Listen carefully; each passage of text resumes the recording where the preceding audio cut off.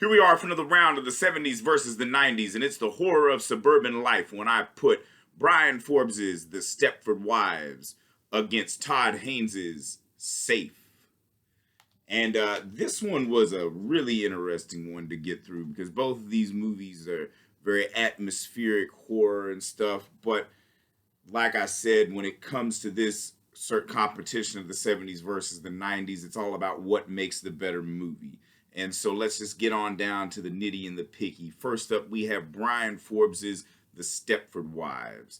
And it stars Catherine Ross and also Paula Prentice as her friend when she moves to Stepford. So basically, what Catherine Ross is, you know, she's married to a lawyer and she's got 2 kids and a dog with him, and she's a photographer too, kind of an amateur photographer. From what you can gather from this film is that she kind of gave up a lot of stuff just to like raise a family too, instead of just pursuing her dreams and stuff.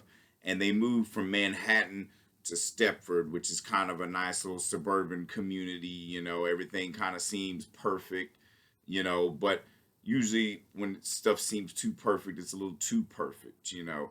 And you know that she starts noticing all this weird stuff going on, you know, specifically with her neighbor from across the way.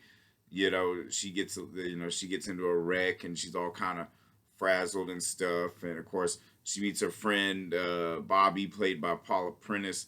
You know, those are the only 2 kind of sane ones, so to speak, as, you know, the only women in the community that don't really talk about cleaning and all this stuff. And so what's beautiful about the Stepford Wives, great cinematography and the music, and it definitely evokes a paranoid mood of like you don't really know what the fuck's going on and stuff. And you know, and you notice a pattern in the film, you know, because you got all these like lame ass dudes, you know, of high standing, but they got like women they can't really handle, you know, and then they in a sense kind of tame the women, you know. What the Stepford Wives is it's a feminist nightmare, basically, of these men turning their women into domestic robots, so to speak.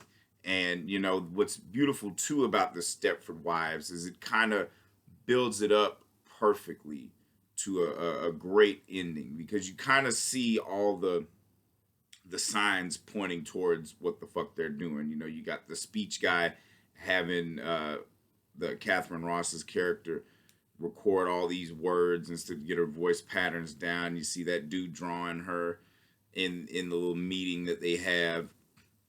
And then also there is,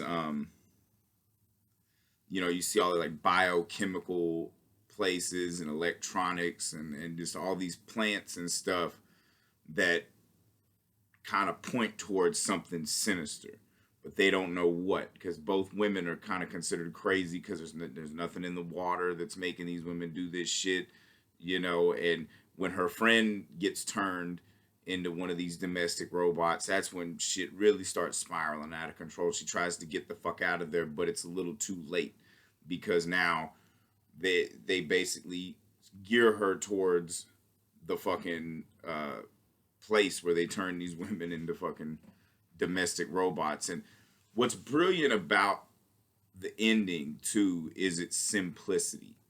You know, when the guy that runs all this shit, you know, used to work at fucking Disneyland and shit, when he fucking unveils this like evil plan that they have, it's not some like long monologue that's all fucking like, well, he just fucking just lays it down to her just flat, you know. It's like, well, you know, think about it if it was the other way around.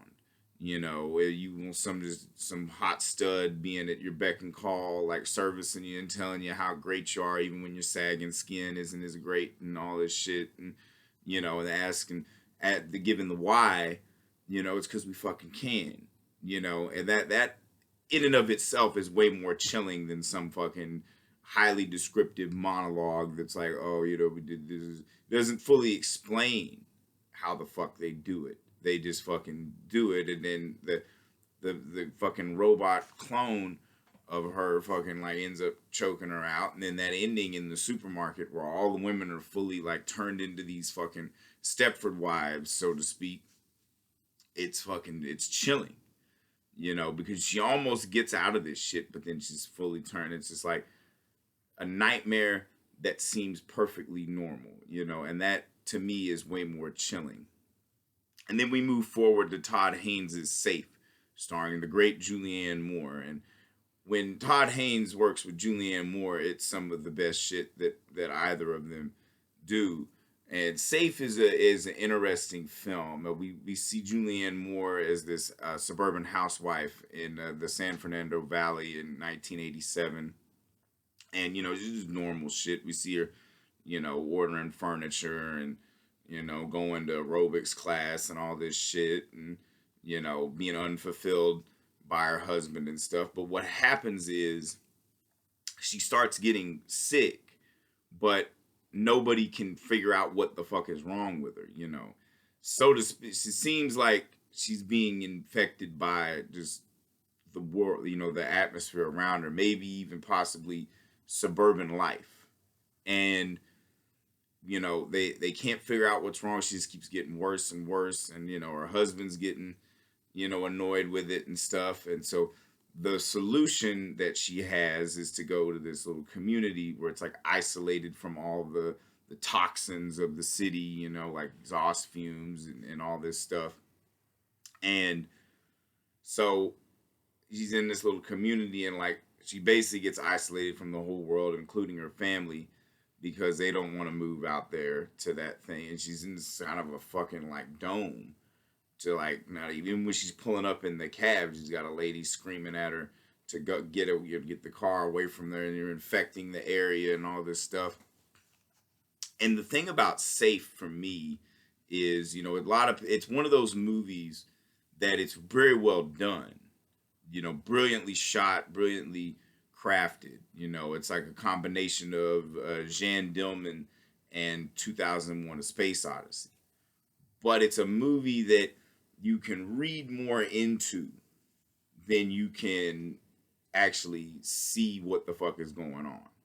Because a lot of people read into it at the time that it takes place in, and given that the director is gay, it's a metaphor for the AIDS epidemic and shit. But, that was something that you could clearly fucking see.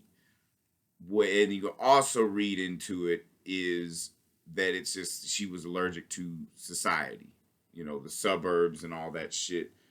And it's mainly just she could have just been, and she doesn't necessarily get better either, she's still all kind of fucked up.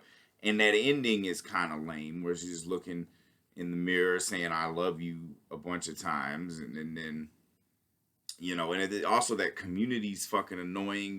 You get the sense that, these people are just scared of living, And what's weird about it is it's much more, it's closer to, it's more relevant now than it was in the mid-90s when it came out, because you can honestly see a lot of these, then they probably exist too, people that are just so, like, scared of living. They need to be isolated from the world, and they feel like that's the only way that they can live. All the toxins in the world, people wearing masks and stuff.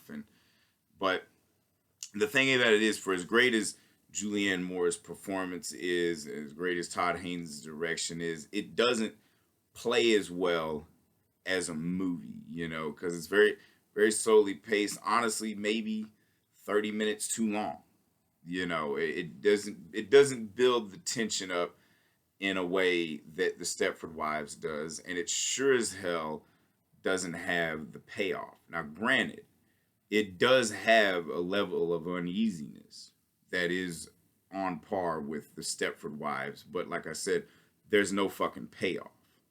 So I got to give this round to the Stepford Wives, just because, one, it's just a better fucking movie. Two, it's way more chilling.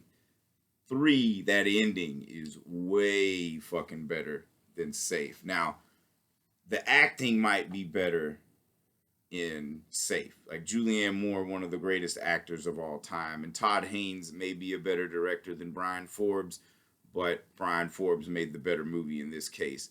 And also, the look of the Stepford Wives is even like just that whole chillingness. You know, you do get the sense of like Todd Haynes is a director that knows what the fuck he's doing.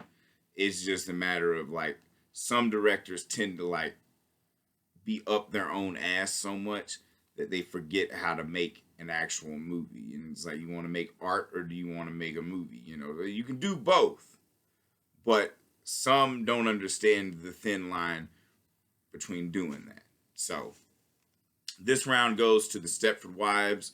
For anybody keeping score, that is 89 to 70. 70s are up by 19 again.